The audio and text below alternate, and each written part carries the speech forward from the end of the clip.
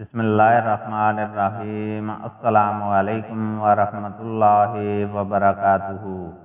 حدیث نبی صلی اللہ علیہ وسلم ہے، مجھ سے عبداللہ بن عمرو بن عاص رضی اللہ تعالی عنہما نے بیان کیا، آپ نے فرمایا کہ رسول اللہ صلی اللہ علیہ وسلم میرے یہاں تشریف لائے، پھر انہوں نے پوری حدیث بیان کی، یعنی تمہارے ملاقاتیوں کا بھی تم پر حق ہے اور تمہاری بیوی کا بھی تم پر حق ہے۔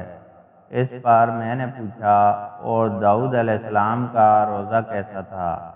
تو آپ صلی اللہ علیہ وسلم نے فرمایا کہ ایک دن روزہ رکھنا اور ایک دن بے روزہ رہنا صوم داؤدی ہے۔